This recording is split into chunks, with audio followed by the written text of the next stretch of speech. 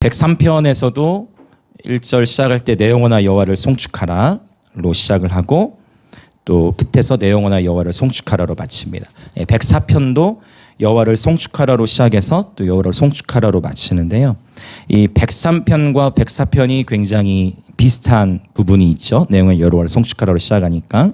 또 차이점도 있어요. 그것은 103편은 구원자 되신 하나님을 더욱 강조했다면 104편은 창조주 되신 하나님을 강조하고 있습니다. 그래서 이 똑같이 여호와를 송축하라는 표현이 들어있지만 약간 강조하고 있는 하나님의 모습이 다른 것을 발견할 수 있고요. 오늘 104편이 또 의미 있는 것은 이 104편에서 성경에 처음 등장하는 단어가 나옵니다. 그리고 공교롭게도 이 처음 등장하는 단어 구약 성경에서 처음 등장하는 단어, 창세기부터 쭉 이어져 오는 구약 성경에서 처음 등장하는 단어가 있는데 공교롭게도 이 단어가 또 다시 잠언에서부터 나오지 않다가 이제 요한계시록에 가서 다시 등장해요. 어떤 단어일까요? 여러분? 어떤 단어일 것 같습니까? 시편 104편에 처음 등장하는 단어가 있는데 중요한 단어예요. 이 단어가 다시 또 쭉 다른 성경에서 나오지 않다가 요한계시록에 가서 다시 또 등장을 해요. 시편에 23번 나오는데 바로 어떤 단어냐면 우리 다 잘 알고 있는 할렐루야입니다. 같이 한번 외쳐볼까요? 할렐루야. 이 우리가 그렇게 예배 때 자주 사용하는 이 할렐루야의 외침이 시편 104편에 처음 등장합니다. 그래서 시편에는 이 외침, 할렐루야의 외침이 23번 언급되는데 그리고 다시 잠언에서부터 할렐루야의 용어가 등장하잖아요. 그러다가 요한계시록에 가서 다시 할렐루야를 4번 언급합니다. 신기하죠. 그래서 이것을 시편하고 요한계시록하고 연결점을 찾을 때 이 할렐루야를 통해 연결점을 찾을 수 있는데 요한계시록에서는 어디에 등장하냐면 19장 1절부터 10절까지의 본문 안에서만 4번을 반복해요. 굉장히 흥미롭죠? 우리가 그렇게 자주 쓰는 단어가 의외로 성경에 여러 곳에서 나오는 게 아니라 시편하고 요한계시록에서만 등장하고 있다는 거예요. 요한계시록 19장 1절부터 10절에 단락에 4번 나옵니다. 구약성 시편에서는 104편으로부터 시작해서 150편까지 23번 나오고요. 근데 이 시편, 자, 요한계시록 19장 1절부터 10절의 본문 안에서 이 본문은 어떤 본문이냐면 예수님과 어린 양이신 예수님과 신부의 혼인잔치. 예수님과 신부의 혼인잔치의 이야기가 등장하는 본문이에요. 그래서 요한계시록 19장 또 10절은 어떻게 마치느냐? 오직 하나님께 경배하라. 예수의 증거는 예언의 영이다 라는 표현으로 맞춰지게 돼요. 역시 이 본문 안에 할렐루야라는 표현이 4번 나오면서 또 예배라는 단어, 그 다음에 예수의 증언, 그리고 예언의 영이라는 표현을 쓰고 있어요. 그래서 우리가 하나님께 전심을 다한 예배 가운데에는 예언적인 분위기가 흐르게 돼 있습니다. 하나님을 향한 하나님께 대한 전심을 향한 경배는 예언적인 분위기를 흐르게 해요. 이를테면 여러분 마리아가 마태복음 26장에서 예수님 앞에 나와서 향유 옥합을 깨트려 예수님께 부어드리죠. 전심을 다한 마리아의 경배 가운데 예수님께서 마리아에게 뭐라고 말씀하십니까? 다른 사람들은, 다른 제자들은 마리아의 행위를 이 비싼 향유를 왜 예수님한테 다 쏟아붓냐? 이거를 팔아가지고 가난한 자들에게 나눠줘야지 하고 있을 때 예수님은 뭐라고 해요? 놔두라고 하죠. 그러면서 중요한 말씀, 뭘 말씀하시냐면 지금 마리아는 뭐를 예비하고 있다? 나의 장례를 예비하고 있는 것이다. 그러니까 전심을 다한 경배가 예언적인 분위기, 예언적인 흐름을 가져오는 겁니다. 마리아는 예수님이 앞으로 십자가 지실 거에 대해서 알고 그렇게 했던 것이 아니라 그냥 마리아는 그냥 예수님께 자신의 전부를 드린 거예요. 그렇죠? 말한 예수님께 전심을 다한 경배를 드렸는데 그것이 곧 나의 장례를 예비한 것이다라고 주님은 예언적으로 말씀을 풀어주신 것을 볼 수 있습니다. 그래서 여러분 정말 하나님의 영이시니 예배하는 자가 영과 진리로 예배하라 말씀하셨는데 이 시대 하나님은 전심을 다한 예배자들을 찾으신 줄 믿습니다. 주변에 계신 분들 한번 인사합시다. 전심을 다한 예배자가 됩시다. 아멘. 할렐루야. 네. 전심을 다한 예배자의 삶에 하나님은 놀라운 그분만의 스토리를 풀어주신 줄 믿습니다. 네. 아멘. 자, 그래서 시편과 요한계시로 이렇게 또 연결이 되고 구약 성경에서 예배에 대한 가치가 가장 풍성하게 나타난 성경이 시편이라면 신약 성경 안에서 예배에 대한 가장 풍성한 계시는 요한계시록에 나타나 있다라는 것입니다. 그래서 마지막 시대를 살아가는 모든 그리스도인들은 반드시 시편의 말씀을 많이 알아야 하고 또 시편의 말씀으로 기도하시길 축복합니다. 또 시편의 말씀으로 많이 예배하시길 축복합니다. 할렐루야. 자, 그렇습니다. 이제 본문으로 이제 들어가 볼 건데요. 오늘 본문이 좀 길기 때문에 35절까지를 다 이렇게 읽진 않고 이렇게 핵심 포인트가 되는 부분들만 이렇게 보면서 넘어가도록 할게요. 자, 먼저 우리 1절부터 자 32절까지 단락을 구분 지을 수 있는데요. 또 이 32절까지로 구분을 하는데 또 한 번 더 나눠서 23절까지 내용을 보면 하나님과 창조의 질서를 다루고 있습니다. 자, 먼저 우리 3절 4절 또 읽어보겠습니다. 3절 4절 같이 읽을게요. 시작. 물에 자기 누각에 들보를 얹으시며 구름으로 자기 수레를 삼으시고 바람 날개로 다니시며 바람을 자기 사신으로 삼으시고 불꽃으로 자기 사역자를 삼으시며. 네, 굉장히 흥미로운 표현들이 기록되어 있죠. 구름으로 수레를 삼으신다. 실제로 우리가 종말론적인 그 사상 안에서 예수님께서 구름을 타고 다시 오신다라는 그런 말씀이 신약성에도 많이 언급되어 있죠. 그래서 구름은 하나님의 운송수단이다로 우리가 이렇게 이해할 수 있어요. 그래서 실제 하늘을 보시면 구름이 되게 빨리 지나갈 때 있죠. 네, 그냥 상상해 보는 거예요. 구름이 빨리 지나갈 때, 주님이 구름을 타고 어디 이동하시나? 저만 시적입니까? 네, 자유롭게 상상을 해보는 거예요. 그래서 정말 주님께서는 지금 구름을 타고 이동하신다는 표현이 구약과 신약에 진짜 많이 나타나 있거든요. 그래서 정말로 너희가 지금 이 본 그대로 내가 다시 오리라 말씀하셨던 사도행전 1장의 표현에 의한다면 주님께서는 정말 구름을 타고 이 땅에 오실 것입니다. 할렐루야. 여러분, 그날을 사모하십니까? 네, 우리가 이 세상을 살아가다 보면 내 삶 속에 있는 해결해야 될 문제들에 집중하다 보면 다시 오실 주님에 대해서 이렇게 잊게 되는 경우가 많은 것 같습니다. 다시금 여러분, 오늘 재림에 대한 소망, 구름 타고 다시 오실 주님을 사모하는 저와 여러분 되기 원합니다. 아멘. 네. 자, 주님께서 이제 이 자연을 통해서 우리에게 말씀하세요. 우리가 신학적으로 하나님께서 우리에게 말씀하실 때 이미 우리에게 주신 놀라운 계시가 있죠. 그것은 바로 성경책이죠.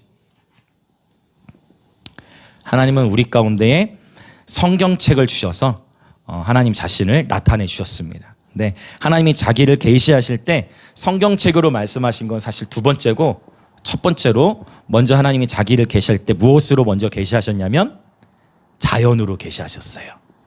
그렇죠. 네. 하나님은 이 자연, 하나님이 창조하신 이 모든 피조 세계를 보고 하나님을 알 수 있도록 그렇게 인도하셨습니다. 이런 표현이 어디에 나오는지 여러분 기억하십니까? 혹시? 로마서 1장 20절 보면 이런 표현이 있어요. 창세로부터 그의 보이지 아니하는 것들, 곧 그의 영원하신 능력과 신성이 그가 만드신 만물에 분명히 보여 알려졌나니 그러므로 그들이 핑계하지 못할지니라. 아멘. 그래서 자연과 하나님의 말씀 간에는 어떠한 갈등이 있지 않습니다.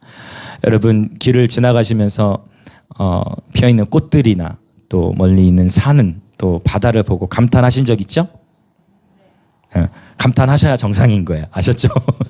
자연, 하나님이 창조하신 세계를 보고 자연스럽게, 그렇죠? 자연을 보고 하나님의 아름다우심, 그분의 섬세하심을 우리는 찬양하게 되어집니다. 아멘. 네, 시편에 보면 굉장히 자연, 이 피조 세계를 의인화한 표현들이 굉장히 많이 나오죠. 네, 큰 물은 어떻게 박수한다고 표현합니까? 좋습니다. 그래서 한번 내주시겠어요? 그래서 네, 또 성경의 표현에 보면 바다는 파도를 치면서 파도 파도 소리가 곧 박수 소리다. 큰 물은 곧 박수할지어다라는 표현이 시편에 있어요. 그래서 바다도 파도 소리를 통해 하나님을 찬양하는 것입니다. 할렐루야, 할렐루야. 네. 또 나무들은 어떻게 해요? 좋습니다. 나뭇가지. 네. 또 바람이 불어오면 네, 살랑살랑 흔들리면서 그게 나무가 뭐 하는 걸까요? 네, 네. 고마워요. 자, 나무가 뭐 하는 거예요?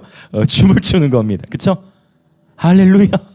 세상의 사람들은 바람이 너무 세게 부네 이렇게 끝이야. 근데 우리는 알아요. 지금 저 나무가 하나님을 찬양하고 있구나.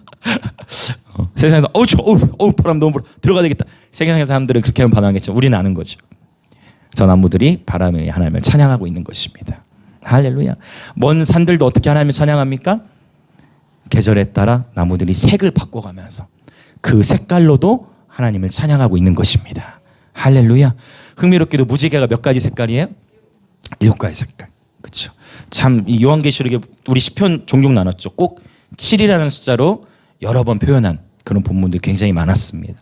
네, 무지개도 7개 색깔이죠. 색으로도 하나님을 찬양하고 하나님은 이렇게 자연 만물을 통해서 그분 되심을 드러내십니다. 그리고 이 시대에도 하나님께서 하나님의 사랑하는 아들 딸들에게 창조성들을 부어주셔서 창조적인 아이디어, 창조적인 어떤 일들을 통해서도 주님은 영광 받으시기 원하십니다. 아멘. 그래서 여러분 아름다운 것을 봤을 때 아름다운 것을 보고 아름답다 여기실 수 있게 되길 축복합니다. 네. 근데 이게 우리가 사람이 이렇게 우울해 있고 좀 힘든 일이 있을 때는 아름다운 걸 봤을 때도 그게 아름답게 보여지지가 않습니다. 그런데 예수님을 만나고 그분과 친밀하게 동행할수록 이러한 우리 안에 감성이 회복되어진 줄 믿습니다. 아멘, 아멘. 네, 그래서 여러분 앞으로 기대합니다. 여러분 기대합니다. 산으로 가시든 바다로 가시든 어딜 가시든 여러분 자연 하나님이 창조하신 자연을 보고 아주 감동이 넘치셔서 더 주님을 찬양하시기 축복합니다. 할렐루야. 오늘이요? 할렐루야. 하나님은 또 이렇게 확증을 주시고 지금 오시다가 아니면 낮에 되거나 할렐루야. 할렐루야. 우리 하나님께 감사와 영광의 박수 한번 올려드릴까요? 야, 할렐루야, 할렐루야. 그런 일이 있으셨군. 오늘 아멘, 할렐루야. 아멘, 아멘, 할렐루야. 네, 할렐루야. 주님께 영광입니다. 아멘. 이미 너무 잘 말씀 안에서 주님과 동행하고 계신 줄 믿습니다. 아멘, 아멘, 아멘. 전심을 다한 예배 가운데 주님께서 예언적으로 미리 경험케 하시고 보여주신 줄 믿습니다. 와, 할렐루야. 우리 주님 너무 선하십니다. 할렐루야. 응? 그것도 오늘 찍은 거예요? 저번에 오케이. 저번에 찍었지만 어쨌든 보여주시래요. 아주 좋아요. 잘하고 있습니다, 영원히.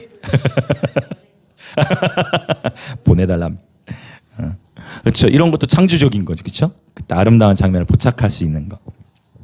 할렐루야. 와, 너무 아름답습니다. 할렐루야. 자, 여러분 그래 정말 자연을 통해서 그렇죠? 자연을 통해서 주님과의 친밀한 교제의 사귐을 누리시기 축복합니다. 네, 자연 그다음에 성경책. 자, 오케이. 우리 다음에 17절과 18절을 한번 봅시다. 17절, 18절. 자, 같이 읽겠습니다. 시작. 새들이 그 속에 깃들이며 학은 잣나무로 집을 삼는도다. 높은 산들은 산양을 위함이요 바위는 너구리의 피난처로다. 아멘. 그러니까 지금 이 오늘 104편에서는 굉장히 지금 정말 하나님의 창조주 되심을 지금 증거하고 있죠. 그래서 1절부터 23절에서는 하나님과 피조물에 대해서 계속 설명하고 있어요. 자, 근데 지금 17절, 18절 새들이 그 속에 깃들이고 학이 나왔어요. 학은 잣나무로 집을 삼습니다. 또 산양은요 높은 산들에 거해요. 너구리는요 너구리는 바위를 피난처로 삼는다고 표현했어요. 여러분 이 표현은요 지금 뭐냐 하나님께서는 각각의 장소에 거기에 딱 적합한 생명체를 준비해 두셨습니다. 여러분 만약에 너구리가 바위에 있어야지 너구리가 잣나무 위에 있다고 생각해 보세요. 상상할 수가 없어요. 여러분 산양이 높은 산에 있어야지. 산양이 학처럼 나무 위에 한 다리로 서 있을 수 있나요? 없죠. 불가능한 거예요. 되게 어색한 거예요. 말이 안 되는 거예요. 그렇죠? 이렇게 자연스럽게 딱 산양은 높은 산들에 거하고 학은 잣나무에 거하고 그 다음에 너구리는 바위를 피난처로 삼는다는 것. 그래서 여러분 이처럼 하나님께서 각 사람 또는 피조물에게 하나님의 섭리로 주신 자리가 있다라는 거예요.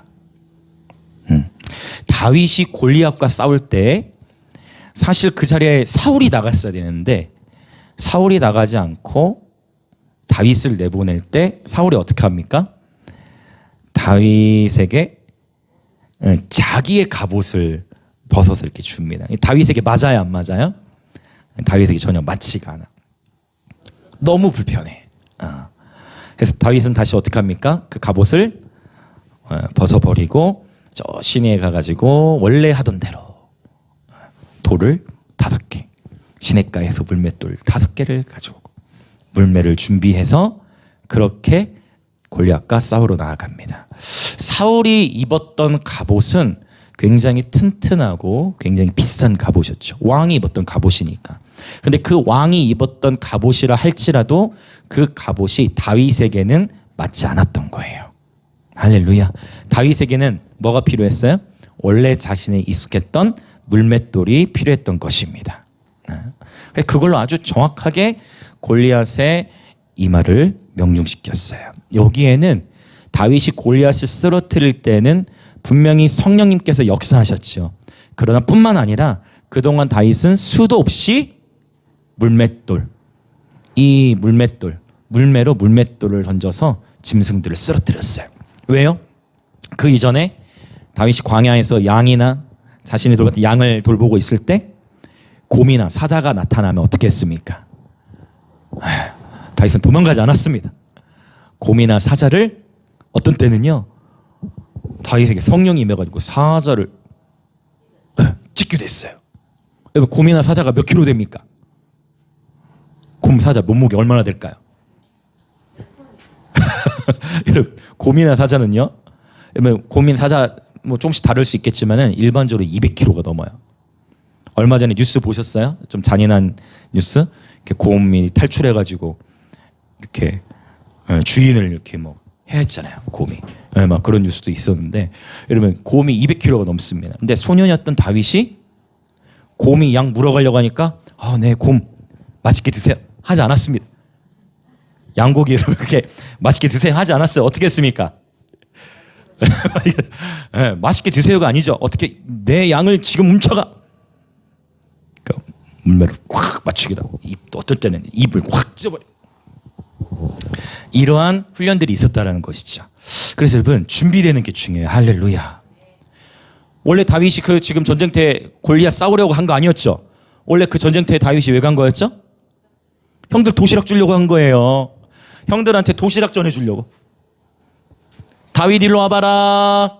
형들한테 자 형들 지금 배고팠거든. 형들한테 도시락 좀 배달해라. 도시락 배달의 민족처럼 다윗 배달하러 갔다가 거기에서 골리앗이 이스라엘 사람들과 하나님 조롱하는 거 보고 거기서 다윗이 감당하지 못해. 너희 할례 받지 못한 우리 시간 하면 포경수술도 안 한 그렇게 표현해. 할례 받지 못한 할례. 그 당시에는 그 할례가 그쵸? 그 울칼 그 광야 시대에 하나님 언약을 상징했던 이 할례 받지 못한 블레셋 족속 감히 네가 누구한테 이스라엘 하나님의 이름을 모욕하느냐. 그래서 다윗이 담대하게 나아갔던 것은 성령님의 인도하심도 있지만 그 전에 다윗의 삶이 충분히 여러분 물맷돌로 곰이나 사자를 때려 눕혔던 경험이 있었던 것입니다. 할렐루야.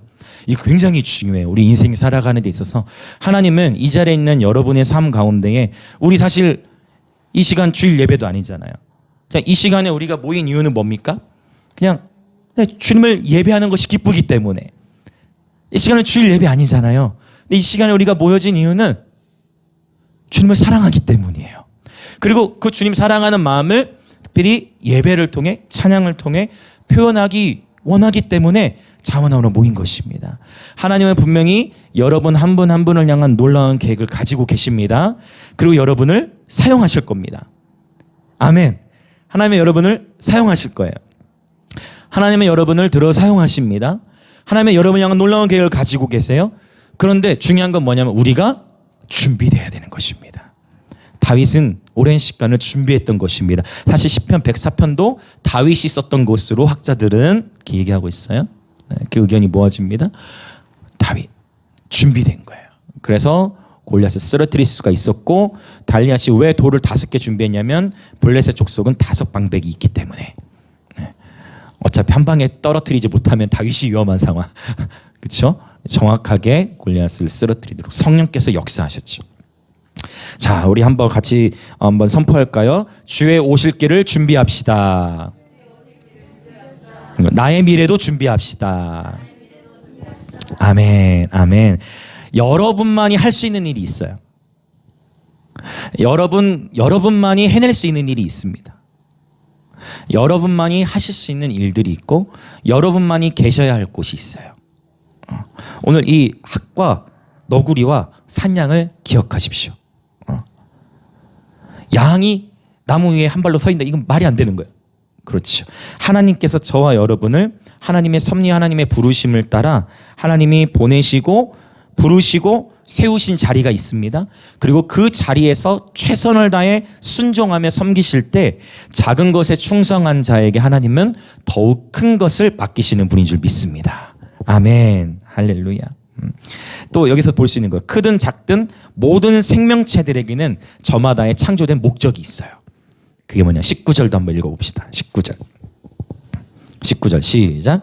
여호와께서 달로 절기를 정하시며 해는 그 지는 때를 알도다. 달이 왜 존재할까요? 달이 왜 존재해요?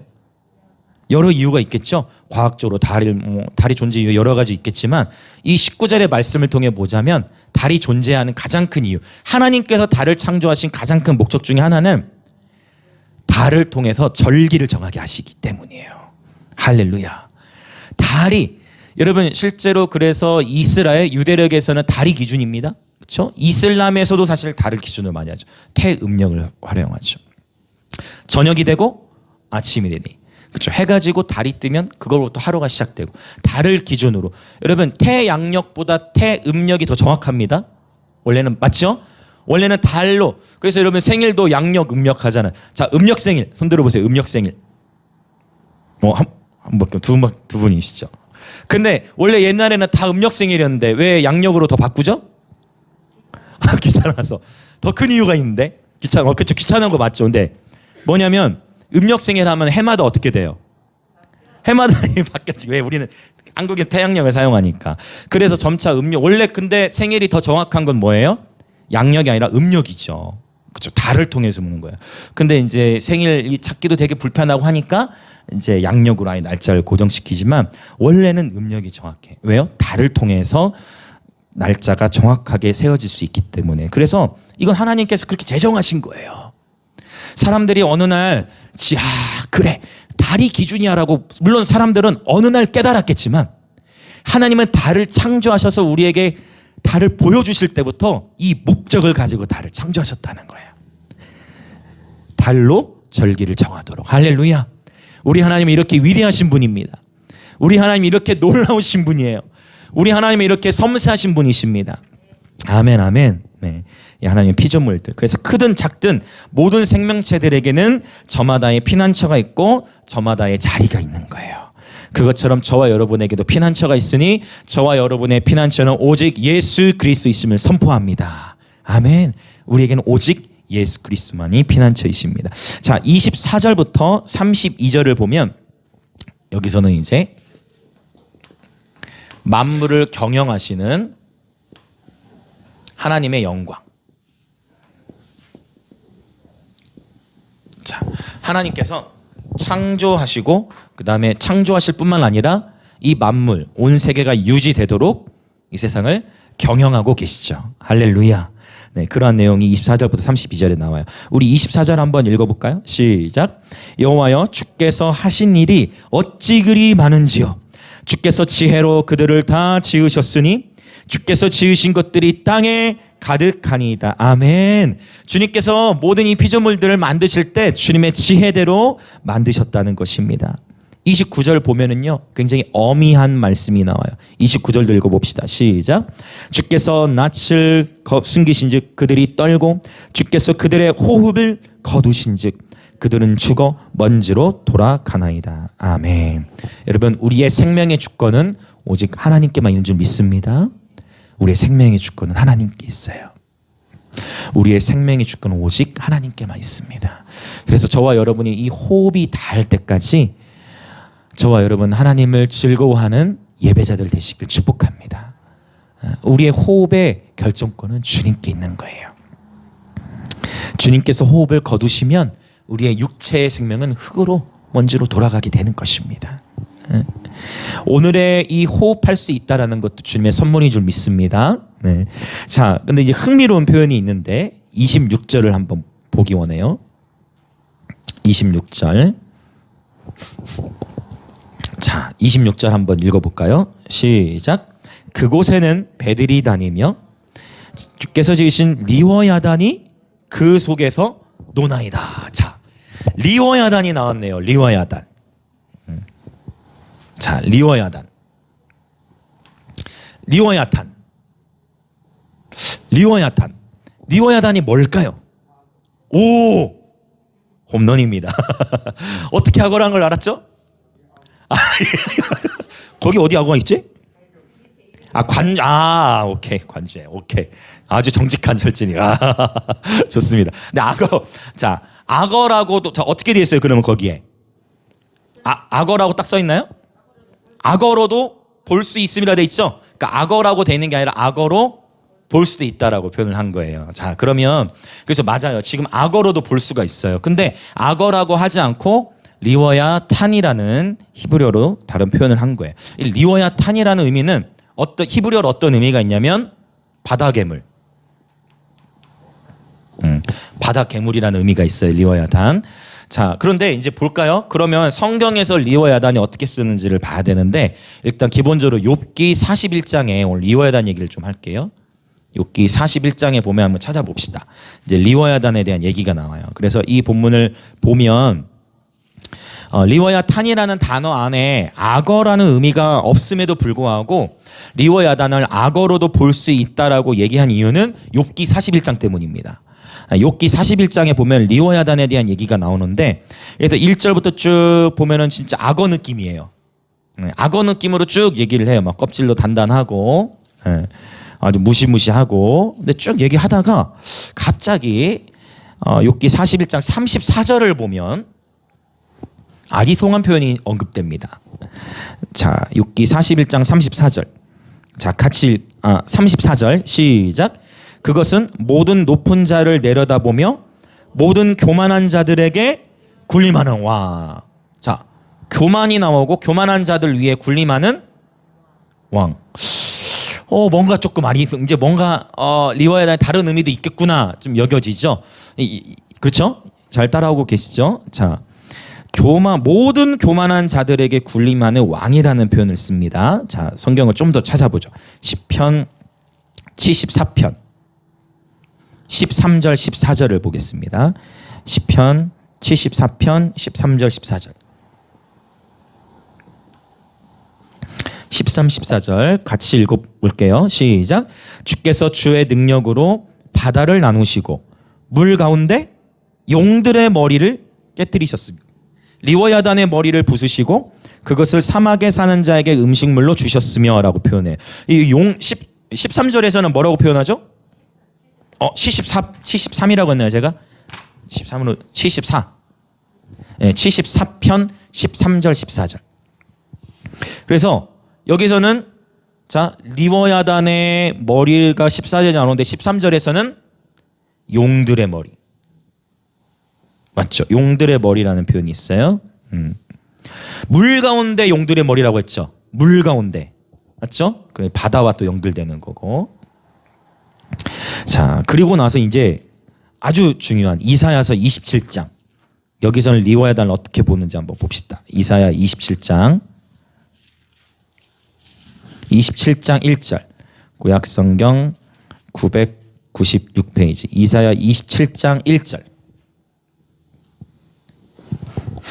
27장 1절 같이 읽겠습니다. 시작. 그날에 여호와께서 그의 견고하고 크고 강한 칼로 날랜 뱀 리워야단 곧 꼬불꼬불한 뱀 리워야단을 벌하시며 바다에 있는 용을 죽이시리라. 자, 그러면 이사야 27장에서 말하는 리워야단은 일단 뭐다? 날랜 뱀이죠. 그리고 날랜 뱀 리워야단 곧 날랜 뱀이고 또 꼬불꼬불한 뱀. 꼬불꼬불한 뱀이고 뱀 리워야단을 벌하시며 바다에 있는 용. 그러고 보니까 자, 뱀 용이 나왔네. 그러면 뱀과 용 여러분 어떻게 연상이 되어지십니까? 자, 요한계시록도 한번 볼까요? 요한계시록 12장 신약성경 맨 뒤에 요한계시록 12장 우리 9절만 읽어볼까요? 12장 9절 12장 9절 자, 신약성경 411페이지 자, 같이 읽을까요? 시작. 큰 용이 내쫓기니 옛 뱀 곧 마귀라고도 하고 사탄이라고도 하며 온 천하를 꿰는 자라. 그가 땅으로 내쫓기니 그의 사자들도 그와 함께 내쫓기니라. 오케이. 자, 지금 여기 표현에서는 뭐라고 표현해요? 큰 용. 용이 크다네요. 큰 용이 내쫓기는데 또 이 큰 용인데 옛날에는 뭐라고 불렀다? 옛 뱀이라고 불렀어요. 이 뱀이 곧 뭐다? 정체가 딱 드러나. 뭐라고요? 마귀. 마귀이자 곧 사탄이다. 라고 표현을 했어요. 마귀를 헬라어로 어떻게 표현하냐면 마귀가 헬라어로 뭐냐면 게임하는 친구들. 이거 얘기하면 바로 알 거야. 누가 얘기했는데? 맞아. 여러분은 지금 헬라어를 알고 있는 겁니다. 지금. 여러분 이렇게 우리 다음 세대들에게 용어로 디아블로의 뜻이 뭐라고? 마귀예요. 마귀. 그 아이들의 게임에게 어떤 용어를 친숙하게 하고 있는 거예요? 디아블로를 마귀라는 표현을 지금 그 디아블로의 그러면 애들이 디아블로 일반적으로 애들이 디아블로 뜻 알까 모를까? 모르죠. 모르고 뭐 하고 있는 거예요? 디아블로 재밌다. 디아블로 이렇게 되는 거예요. 디아블로스 이게 마귀를 디아블로스. 신기하죠. 그러니까 여러분 그래서 진짜 우리 다음 세대들을 잘 지켜야 되는데 원수들이 계속 다음 세대를 이렇게 공격하는 뭐냐면 특별히 여러분 아예 안 할 수는 없겠지만은 이 다음 세대 건전한 게임을 아주 좋아해요. 그러나 너무 폭력적이라든지 이런 어떤 용어들이 다 들어가 있는 게임들은 하지 않도록 하는 것이 내 신상에 좋겠죠? 네, 그래서 최근에 보민이는 먼저 자수를 해요. 저한테. 제가 보민에서 은혜를 받고 있기 때문에 목사님 저 안 합니다. 그래 보민아 안 하고 있지라고. 근데 포트리스가 이제 2022년에 뭐 끝난다고 뭐 그러는데 그 고민이라고 얘기해요. 포트리스 괜찮아. 그거 괜찮아. 포트리스 아세요 여러분? 모르셔도 괜찮습니다. 어쨌든 이러한 게임들에 노출이 될수록 나도 모르게 영적 영향을 받는 거예요. 그렇죠? 디아블로 마귀를 의미 헬라어로 숨겨져 있죠. 자, 그러면 다시 이제 오늘 본문으로 이제 돌아올 건데 이렇게 봤더니 리워야탄이 악어로 볼 수도 있다라고는 분명히 이제 학자들 얘기하지만 원래 히브리어적인 의미는 그냥 바다 괴물이고 사실 여러분 신화가 있어요. 신화 우가리 신화라고 고대로부터 내려오는 신화에서도 바다 괴물인데 이 신화의 성경이 아니야. 이건 성경은 아니에요. 근데 이 신화의 이야기를 보면은요, 이 리오야탄의 머리가 몇 개냐면 7개예요. 그러고 보니까 또 요한계시록에 보면 7머리 10뿔 짐승이 나오죠. 그러니까 이제 이렇게 연결해요. 이 우가리 신화는 성경에 있는 건 아니지만 이제 연구를 해보면 그래서 리오야탄은 지금 우리가 욥기, 시편, 이사야, 요한계시록 봤을 때 리오야탄은 이제 뭔 것 같아요? 리오야탄의 정체가 뭐를 상징하는 것 같아요? 맞죠? 성경에 통해 사단 또는 마귀로 볼 수가 있죠. 자, 그래서 그러면 이제 오늘 본문으로 다시 돌아온 게 성경에서 여러분이 이제 리오야탄을 봤을 때 아 이것은 마귀나 사탄을 상징하는구나 라고 볼 수가 있어요. 자, 리워야탄 104편으로 와서 지금 이 얘기는 뭐냐면요, 하나님께서 만물을 다스리시는데 심지어 마귀조차도 굉장히 중요합니다. 굉장히 중요한 거예요. 마귀조차도 하나님이 허용하신 만큼만 권세를 행할 수가 있어요. 여러분 이걸 꼭 기억하셔야 돼요. 할렐루야. 마귀조차도 하나님이 허용한 만큼만 권세를 행할 수가 있습니다. 요한계시록에서는 이게 더 명확해요. 그래서 일곱 인, 일곱 나팔, 일곱 대접이 나오는데 일곱 인을 하나씩 뗄 때만 어떤 일들이 일어날 수 있어요. 무슨 말 이해되세요? 또 천사들을 통해서 나팔을 불 때에만 어떠한 일들과 심판들이 이 땅에 풀어져. 대접도 마찬가지예요. 천사들이 그 대접을 하나씩 불 때 땅에 어떠한 일들이 나요. 그 대접을 붙지 않고 나팔 불지 않고 인을 떼지 않으면 땅에 생할 수 있는 없어. 오직 그래서 요한계시록 보면 짐승들도 권세를 받았다라는 표현을 해요. 그 뭐냐면 하나님께서 허용하신 만큼만 사탄은 권세를 행할 수가 있어요. 그래서 지금 우리가 이 세상을 살아가면 질문은 이거죠. 아니 목사님, 지금 이 세상 가운데 우리가 감당할 수 없이 어려운 일들과 이러한 난리의 일들과 기근과 전염병과 지금 이런 것들을 그 목사님 하나님이 그걸 허용했다는 거예요? 하나님이 허용했다는 거예요? 아쉽지만 진짜 허용하신 거죠. 인간적으로는 아니 하나님이 어떻게 그러실 수 있어요? 라고 대답할지 모르겠어요. 그러나 그러면 여러분 안타깝게도 노아의 홍수도 하나님께서 행하신 일. 그래서 우리는 하나님을 경외해야 됩니다. 하나님이 허용했기 때문에 욥은 이거 욥기에서 정확하게 나타나. 욥이 당대 제일 의로운 자였는데 어느 날 하나님께서 회의를 여셨는데 신기한 일이 있었죠. 하나님의 아들들 천사들도 오고 그 자리에 누가 또 왔어요?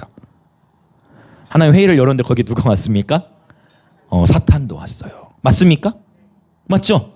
이것도 한번 보고 넘어갈까? 이거 민감한 부분일 수 있으니까 욥기 1장 맞잖아요. 그렇죠? 그래서 정말 인생을 살아가면서 중요한 게 뭐냐면 세상에서 벌어지는 일들로 성경을 해석하려면 하면 안 되고 그냥 감성적으로만 해석할 게 아니라 성경을 통해 이 시대를 볼 수 있는 눈이 열려지시길 예수님을 축복합니다. 하나님 말씀을 통해 이 시대를 분별하시길 축복합니다. 네. 욥기 1장에 보면은요, 하나님의 아들들, 자 6절, 욥기 1장 6절 시작. 하루는 하나님의 아들들이 와서 여호와 앞에 섰고 누구도 사탄도 그들 가운데 온지라. 그러니까 하나님 아들들도 하나님 앞에 왔고 누구도 왔어요? 사탄도 온 거예요. 하나님이 8절에 보면 사탄한테 자랑해요. 어머 사탄아, 내 종 욥을 네가 아냐? 야 욥처럼 온전하고 정직한 자가 없다. 사탄 앞에 하나님 말씀하시니까 사탄이 더 약이 오르고 화가 났어. 아니 욥이 까닭없이 하나님의 경외하는 줄 아세요? 그렇지 않아요. 사탄이 막 이런 거 혜원이가 잘할 건데 성대모사 잘하니. 사탄이 그러면서 어떻게 얘기합니까? 욥을 나한테 한번 넘겨보세요. 욥이 그래도 하나님을 섬기는지 하나님 비방하는지 한번 봅시다.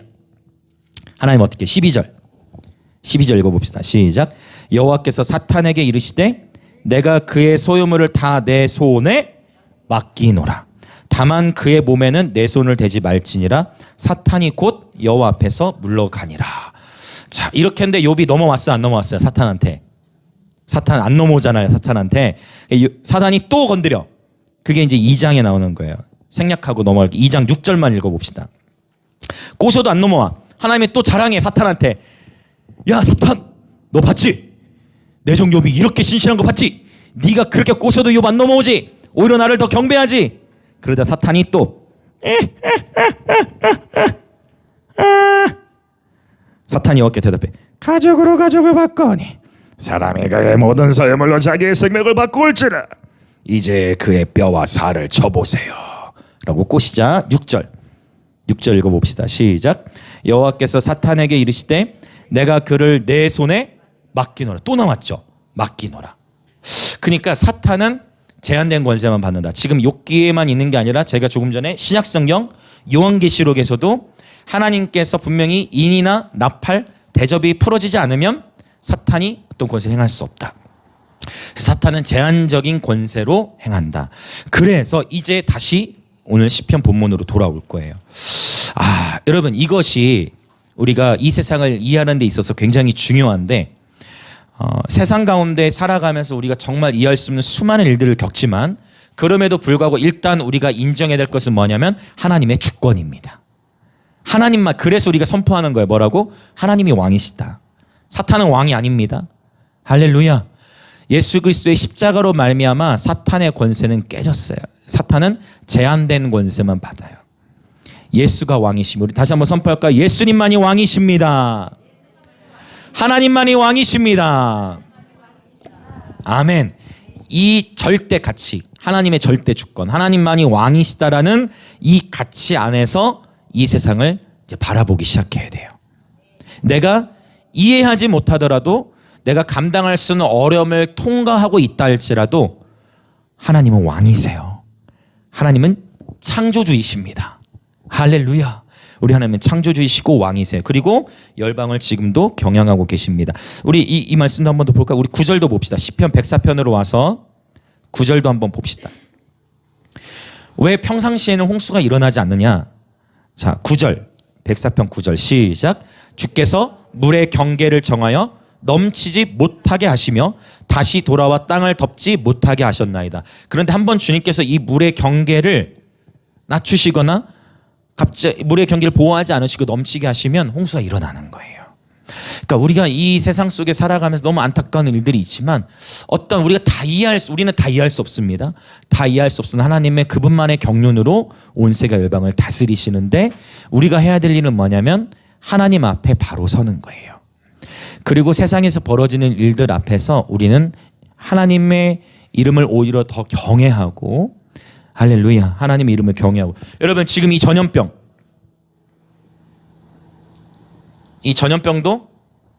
이거 히브리어로 헬라어로 사나토스라는 단어를 쓰는데 이게 구약 성경에 27번 나와요.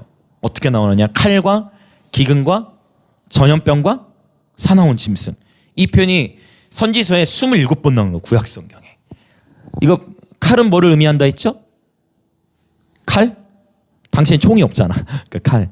전쟁을 의미하죠. 칼. 기근.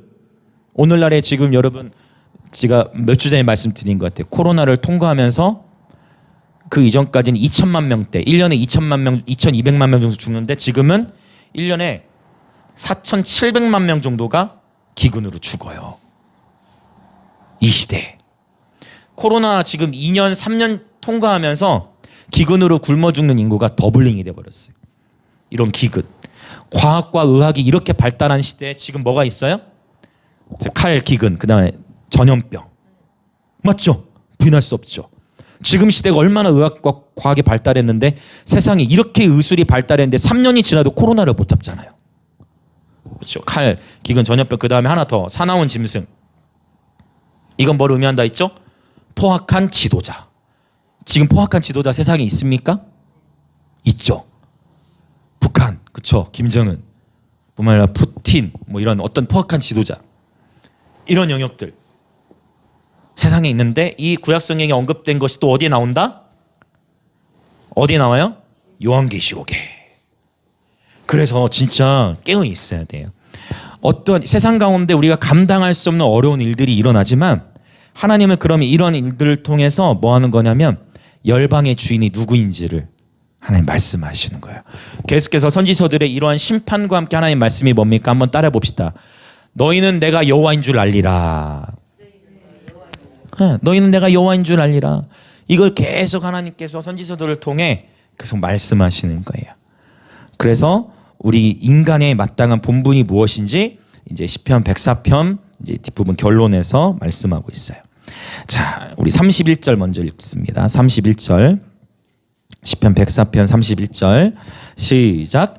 여호와의 영광이 영원히 계속할지며 여호와는 자신께서 행하시는 일들로 말미암아 즐거워하시리로다. 아멘. 여호와의 영광은 영원히 계속하심. 바로 창조주 하나님의 영광.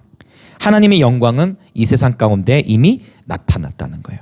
자연을 통해서 먼저 그분의 영광을 나타내셨고 그리고 하나님의 아들, 딸들을 통해 그분의 영광을 드러내기 원하십니다. 이런 표현이 로마서 8장에 있어요. 피조물이 고대하는 바는 하나님의 아들들이 나타나는 것이니 하나님의 아들들이 영광의 자유에 이르게 될 때 피조물들도 그 하나님의 영광에 이르게 된다라는 표현이 있죠. 오늘 이 본문에서 여호와의 영광이 영원히 계속할지며라는 것은 창조주 하나님의 영광을 의미합니다. 이 세상 가운데 이미 피조물들 가운데 나타난 하나님의 영광, 자연을 통해서 볼 수 있는, 지금 그래서 시편 104편은 피조물들에 대해서 쭉 나열하고 있고 하나님께서 행하시는 일들로 말미암아 즐거워하시리로다라고 했는데, 그러니까 이 104편이 굉장히 창세기와 연결돼 있어요. 그렇죠. 창세기에도 보면 하나님께서 6일 동안 창조하시고 내가 뭐 만들고 나서 보시기에 좋았더라. 그렇죠. 하나님 즐거워하신 거예요. 그리고 마지막 6일째에는 사람을 만드시고 어떻게 표현해요? 그냥 좋은 게 아니라 심히 좋았더라라고 표현하신 거예요. 자, 옆에 분들에게 한번 인사합시다. 하나님께서 당신을 보시기에 심히 좋으십니다. 아멘. 우리는 그렇게 귀한 존재들이에요. 근데 사실 이 표현은요, 하나님께서 우리 믿는 자들만을 기뻐하시는 게 아니고 사실은 하나님은 오늘 우리 찬양도 불렀던 것처럼 이 세상을 사랑하시죠. 그분이 만드셨으니까. 예수를 믿지 아니하는 자들도 주님은 사랑하십니다. 아멘. 이 세상에 태어난 모든 인류의 인간들을 하나님은 사랑하세요. 하나님의 형상으로 창조된 인간들을 사랑하시고 세상에 태어난 인간들, 인류, 사람이 어떻게 되길 원하세요? 바로 복음을 듣고 예수께로 나오길 원하시는 하나님 아버지의 마음.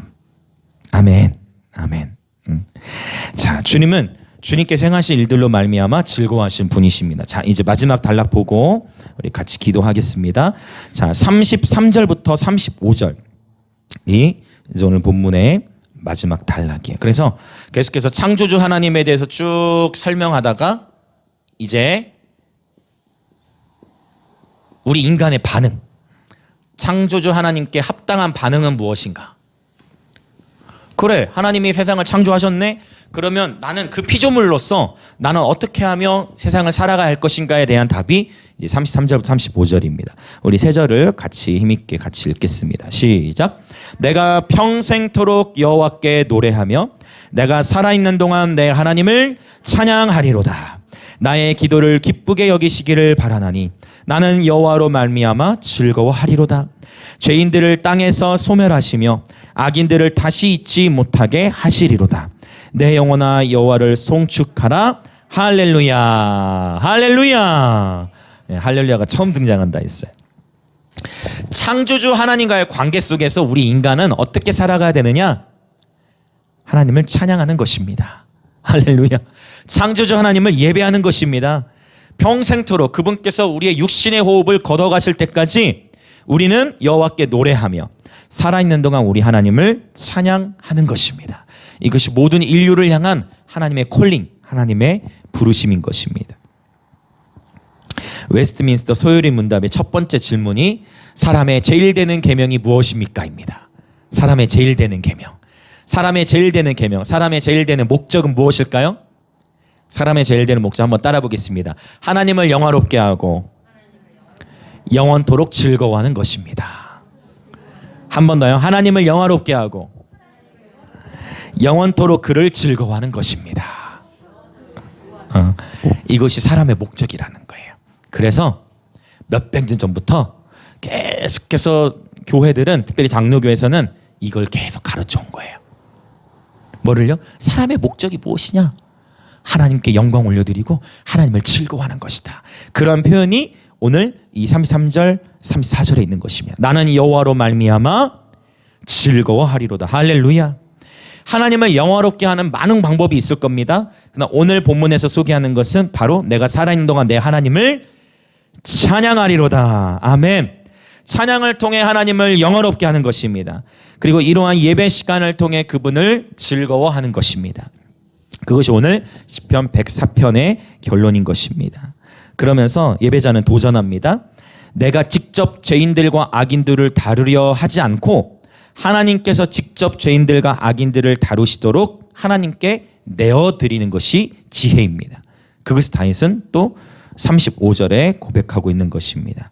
그래서 어떠한 이 세상 가운데 일어나는 어떠한 여러 다양한 불합리하고 세상의 부조리한 모습 가운데에서 하나님께서 하나님의 때에 하나님의 방법으로 다루실 것인데, 예배자들은 바로 하나님을 즐거워하고 하나님 앞에 예배하는 삶을 살면서, 다니엘이 그랬고 느헤미야가 그러했고 하나님의 선지자들이 그러했던 것처럼 내 이름으로 일컫는 내 백성이 스스로 악한 길에서 떠나 겸비하고 겸손히 회개하며 주의 얼굴을 구할 때 하나님은 땅을 고치신다고 말씀하셨어요. 그래서 하나님은 우리 예배자들, 특히 우리 그리스도인들에게는 비난의 권세가 없습니다. 우리 그리스도인들에게는 참소의 권세가 없어요. 왕 같은 제사장들에게 있는 권세는 축복입니다. 할렐루야. 굉장히 중요해요. 디아블로스의 이름의 뜻은 비방자, 참소자예요. 왕 같은 제사장들에게 주어진 권세는 축복의 권세입니다. 여러분이 혹시 여러분 인생을 살아가면서 여러분을 힘들게 한 사람 만나면 저 사람 때문에 힘들면 저 사람 막 욕하고 싶을 때 있어요? 여러분, 그때에도 여러분, 우리에겐 비방의 권세가 없습니다. 우리에게는 주어진 권세는 너희 원수를 사랑하라, 너희를 박해하는 자를 위하여 기도하고 그를 축복하라 하셨어요. 원수 갚는 것은 나에게 있지 않습니다. 원수 갚는 것은 오직 하나님께만 있습니다. 아멘이십니까? 아멘. 우리가 그리스도인이 해야 될 일은 뭐냐면요, 비방의 권세는 없고요, 축복의 권세가 있으면서 그와 동시에 우리는 회개할 수 있어요. 우리가 이 민족의 한 사람은, 다니엘이 그랬죠, 느헤미야가 그랬어요. 주님, 이 백성의 죄악이 곧 나의 죄악입니다. 하나님 용서해 주십시오 하고 회개하는 거, 기억하십시오. 그래서 하나님께만 모든 것을 맡기고 예배자는 이러한 선포로 마치죠. 내 영혼아 여호와를 송축하라. 할렐루야. 아멘. 아멘. 아멘. 자, 이제 우리 함께 오늘 기도하겠습니다. 자, 우리 지난주 시편 103편을 나누면서 여호와를 송축하며 경외하는 예배자의 삶을 다루었습니다. 오늘 104편은 여호와를 송축하며 즐거워하는 예배자의 삶입니다. 리워야단마저도, 그렇죠? 사탄, 리워야단도 하나님의 피조물에 불과했습니다. 원래 이 사탄도 원래 루시엘이었죠. 천상에서 예배 인도자였는데, 그 사탄도 우리가 사탄을 두려워할 것이 아니라, 여러분 코로나를 또 두려워할 것이 아니라, 우리는 우리 육신의 눈에 보이지 않더라도 온 우주 만물을 창조하신 하나님을 경외해야 되는 것입니다. 아멘. 그리고 이 사탄마저도 하나님이 허용하시는 만큼만 권세를 행할 수 있기에, 우리가 예배자로서 행할 수 있는 일은 뭐냐면, 우리에게 호흡이 있는 동안, 하나님 우리에게 호흡을 주신 이 시간 동안 하나님을 즐거워하고 그분을 예배하는 것입니다. 아멘.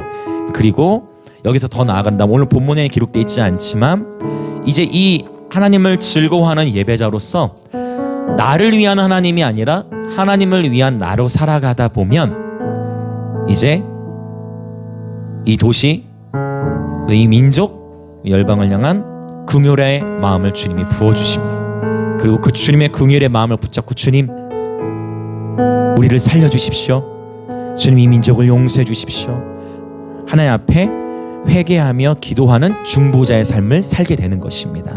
중보자의 삶 이전에 예배자의 삶이 돼야 돼요. 예배의 기둥이 세워지지 않은 채 중보자의 삶으로만 가다 보면 건조해져요. 기도하다가 뭐를 경험하느냐? 좌절을 겪어요. 무슨 말 이해되실 거예요. 기도하다 보면 하나님이 계시지 않은 것 같고, 또 세상에 악한 일이 더 지배하는 것 같다. 그래서 말씀도 부지런히 읽어야 되고, 할렐루야. 그래서 말씀과 기도와 찬양이 함께 가는 게 이런 이유인 것이죠. 말씀과 하나님의 말씀을 바탕으로 기도하고, 또 예배자가 되었을 때에 우리의 중보의 흐름이 하나님이 의도하신 긍휼과 자비의 흐름으로 갑니다. 이해되십니까? 예배자가 되어야 중보도 비방과 참소와 저주의 중보가 아니라, 할렐루야, 굉장히 중요하죠. 하나님을 즐거워하는 예배자가 되었을 때 중보의 방향이 긍휼과 자비의 방향으로 흘러갈 수 있는 것입니다. 굉장히 중요한 포인트예요. 그래서 이 시간 기도할 때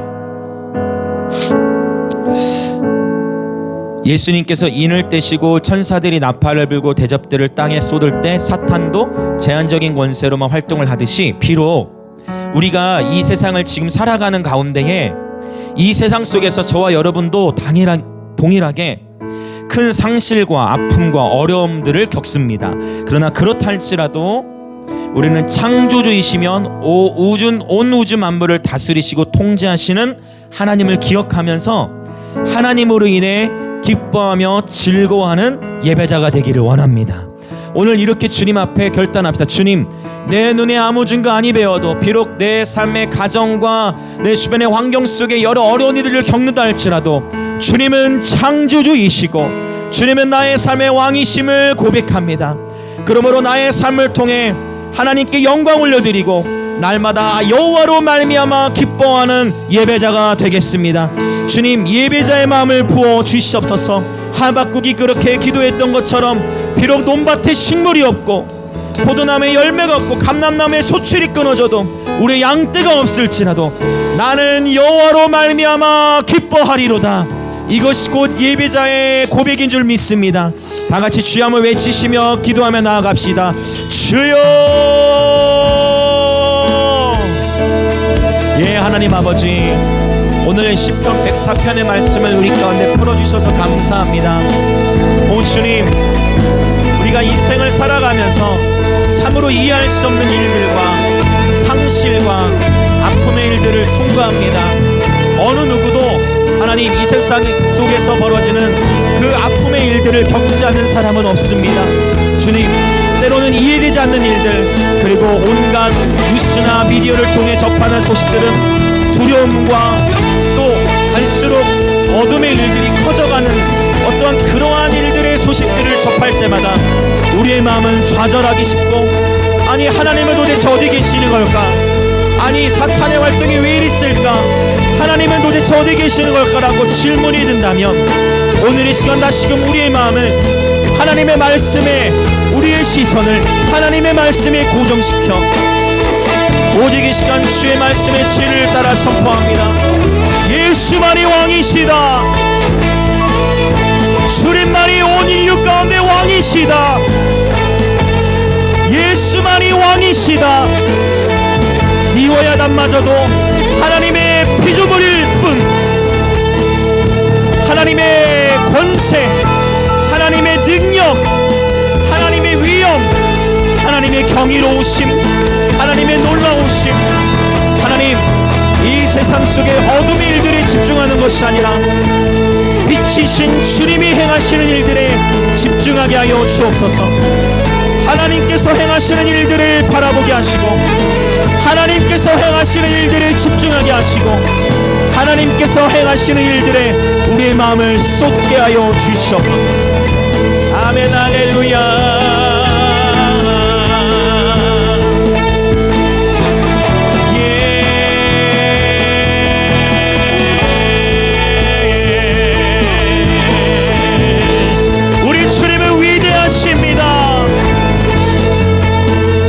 원수를 두려워할수록 원수는 힘을 얻습니다. 그러나 하나님을 경외할수록 원수는 약해집니다. 하나님을 경외하고 하나님을 즐거워하는 예배자로 살아갈지어다. 내 영혼아 여호와를 송축하라. 내 영혼아 여호와를 즐거워하라. 내 영혼아 여호와를 송축하라. 아멘. 할렐루야. 아멘. 할렐루야. 예 주님, 비록 무화과 나무의 잎이 마르고 논밭에 식물이 없고 감람나무의 열매가 없고 우리의 양떼가 없을지라도 우리의 기쁨의 근원은 양의 방포조금에 있는 것이 아니고 우리의 기쁨의 근원이 나무에 있는 것이 아니고 우리의 기쁨의 근원은 오직 예수 그리스도께 있음을 고백합니다. 오직 예수 그리스도만이 나의 기쁨의 근원이심을 고백합니다. 내 모든 상황의 아픔과 내 모든 환경의 어려움들을 오직 주님만을 의지하고 주님 손에만 내어드립니다. 오직 주님만을 의지합니다. 오직 주님만을 바라봅니다. 여호와로 말미암아 기뻐하는 예배자 되게 하소서. 주님, 우리의 심령이 하나님의 말씀 안에 깊이 뿌리내리게 하시고 하나님의 말씀으로 이 세상을 바라볼 수 있도록 우리의 눈들을 열어 주시옵소서. 할렐루야, 할렐루야. 우리 한 번 더 동성으로 기도하고 자유롭게 기도함으로 돌아가시겠습니다. 하나님, 이 김해와 부산을 포함한 영남 땅을 예수님의 이름으로 축복합니다. 세상의 즐거움은 일시적인 것이요, 어느 날 주께서 우리의 호흡을 거두어 가신다면 우리 육신의 생명은 바로 그 순간 끊어지는, 특히 짧은 이 인생 가운데에 이 세상의 것들에 우리의 마음을 너무나 빼앗기지 않게 하시고 하나님을 향한 즐거움, 이것이야말로 영원한 즐거움이니 우리 주 예수님을 향한 즐거움으로 충만한 세대가 일어날지어다. 이 김해와 부산 영남 땅이 예수를 즐거워하게 하소서. 이 땅에서 예수 안에서 즐거움을 발견하여 많은 다음 세대들이 주님께로 돌아오게 하여 주옵소서. 그렇게 이 땅을 축복하시면서 주여 한번 외치며 동성으로 기도하겠습니다. 주여